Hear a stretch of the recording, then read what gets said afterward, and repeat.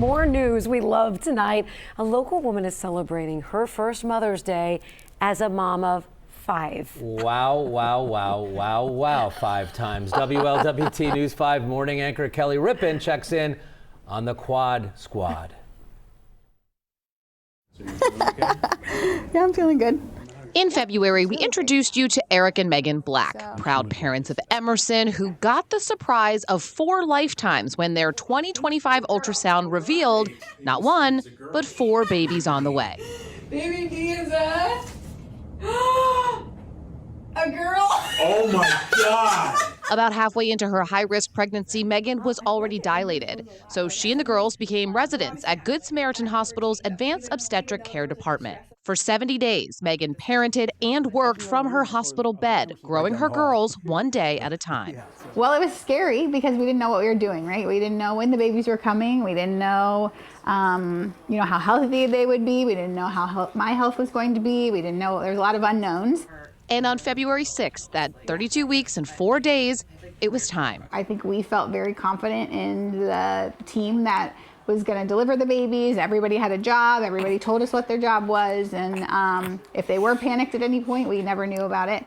Enter Ellie, Eden, Danny, and Lucy. 4 beautiful, healthy baby girls, each unique, with a name to match. They all happened to have 4 letters, which we didn't intend on doing that. It just happened that way. After a short stint in the NICU, the babies came home in stages. It kind of gave us like a, hey, you have a newborn. Hey, you have 3 newborns. Hey, you have 4 newborns. So we got to ease into that a little bit. Now, if growing 4 babies wasn't a challenge enough, now the logistical madness of caring for 4 babies started, on little to no sleep. But Megan and Eric run an impressive operation. Stick to the schedule, stick to the plan. And so we kind of do that from like a feeding schedule standpoint. And we also, I write things down to make sure that we don't forget of what baby did this and what baby did that.